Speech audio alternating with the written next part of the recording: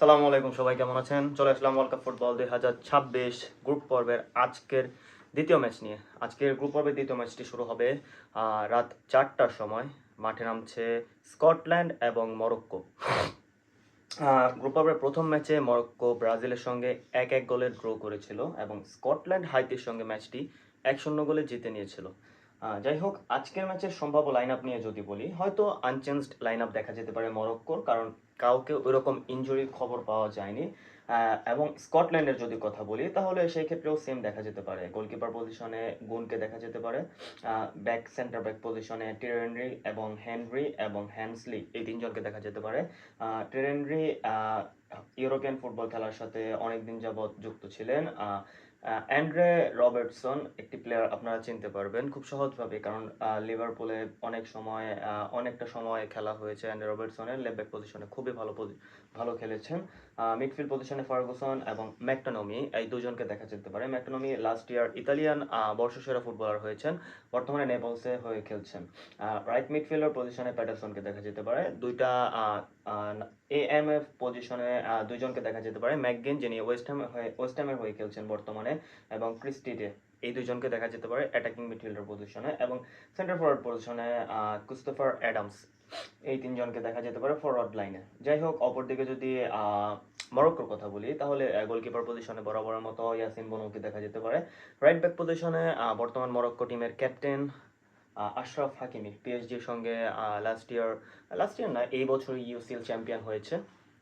ব্রাজিলের সঙ্গে ম্যাচটিতে নিজের জাত চিনিয়েছেন আশরাফ হাকিমি, খুবই ভালো পারফরমেন্স করেছেন। আজকের ম্যাচটিতেও ক্যাপ্টেন্সি করবেন মরক্কোর হয়ে।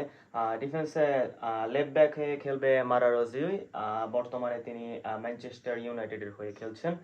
সেন্টার ব্যাক ডুও হিসেবে খেলছে চাদলি রিয়াদ, বার্সেলোনার একাডেমির প্লেয়ার। বার্সেলোনা লামাসিয়াতে তিনি প্রশিক্ষণ করেছেন এবং লামাসিয়ার প্রোডাক্ট ছিলেন চাদলি রিয়াদ। এবং আরেকজন সেন্টার ব্যাক ডুও হিসেবে খেলছে দিওপ। মিডফিল্ড পজিশন মরক্কোর মিডফিল্ড নিয়ে যদি কথা বলতে হয় তাহলে যারা আগের ম্যাচটিতে দেখেছিলেন, মরক্কোর মিডফিল্ড খুবই প্রমিসিং, খুবই ট্যালেন্টেড তিনজন মিডফিল্ডটাকে খুবই ভালোভাবে কন্ট্রোল করেছিল। আজকের ম্যাচেও সেই তিনজনকেই দেখা যেতে পারে। একজন অনুয়ায়ী, একজন বোয়াদি, একজন আয়োনি, এই তিনজনকে দেখা যেতে পারে মরক্কোর মিডফিল্ড ক্রিও হিসেবে। ফরওয়ার্ড লাইনে বরাবরের মতো ইব্রাহিম দিয়াসকে দেখা যেতে পারে, মরক্কো টিমের নাম্বার 10। লেফট উইং পজিশনে খামাসিয়াসকে দেখা যেতে পারে এবং স্ট্রাইকার পজিশনে সাইবারি, অর্থাৎ ব্রাজিল টিমের সঙ্গে যিনি মরক্কোর হয়ে প্রথম গোলটি করেছিলেন তাকে দেখা যেতে পারে। আজকের ম্যাচের প্রেডিকশন নিয়ে যদি বলি, দুইটি টিমই খুবই ভালো এবং অনবদ্য পারফরমেন্স করেছে। আজকের ম্যাচের জেতার মাধ্যমে যে কোনো দল গ্রুপ পর্বে নিজেদের পজিশন পাকা করে নিতে পারবে, কারণ ব্রাজিলের খেলাটি হচ্ছে সকাল 6টা 30 মিনিটে। সেই ক্ষেত্রে এই ম্যাচটি যারা জিতবে তারা গ্রুপ পর্বে অনেকটাই নিজেদের শক্ত অবস্থান গেড়ে নিতে পারবে। হেড টু হেডের কথা যদি বলি, বিশ্বকাপে মরক্কো এবং স্কটল্যান্ড একবারই দেখা হয়েছে, সেখানে মরক্কো জিতে নিয়েছিল স্কটল্যান্ডের সঙ্গে 3-0 ব্যবধানে। ফিফা র্যাঙ্কিং এর কথা যদি বলি, ফিফা র্যাঙ্কিং এ মরক্কো বর্তমানে আছে 6-এ এবং স্কটল্যান্ড বর্তমানে আছে 37 অর্থাৎ বিশাল একটা তফাৎ দেখা গেলেও মাঠে কে কোন দল কি করবে এটা ডিপেন্ড করবে কোন দলটা কতটুকু পরিশ্রম এবং কতটুকু তাদের নিজেদের সেরাটা দিতে পারছে মাঠের মধ্যে, সেটার উপরে ডিপেন্ড করবে। যাই হোক, চলে আসি আজকের ম্যাচের প্রেডিকশন নিয়ে। আজকে আমার মনে হচ্ছে মরক্কোর জন্য আজকের ম্যাচটি খুব একটা সহজ হবে, আপনি এটা ভাবলে ভুল করবেন, কারণ এটা কোনো ওয়ান সাইডেড ম্যাচ হতে যাচ্ছে না।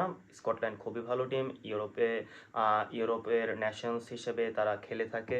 সেই ক্ষেত্রে মরক্কোর সঙ্গে হাড্ডাহাড্ডি একটা লড়াই হবে। আর যদি মরক্কোর সঙ্গে স্কটল্যান্ডের হাড্ডাহাড্ডি লড়াই হয়, সেটা ব্রাজিলের জন্য একটা বড় চিন্তার কারণ ব্রাজিল হয়তো চড়াই উত্তরায়ের মধ্যে হাইতের সঙ্গে পার হয়ে যেতে পারে, তবে মরক্কোর সঙ্গে যদি স্কটল্যান্ড ম্যাচটি জিতে যায় তাহলে ব্রাজিল স্কটল্যান্ডের জন্য কতটুকু নিজেদের তৈরি করে নিতে পারবে এটা দেখার বিষয় হবে। যাই হোক, আজকের ম্যাচটি হয়তো মরক্কো 2-1 ব্যবধানে জিতে নিতে পারবে স্কটল্যান্ডের সঙ্গে। আপনারা আপনাদের মতামত জানাতে পারেন আমাদের ইউটিউব চ্যানেল এবং ফেসবুকে sports zone live PD. Thank you very much.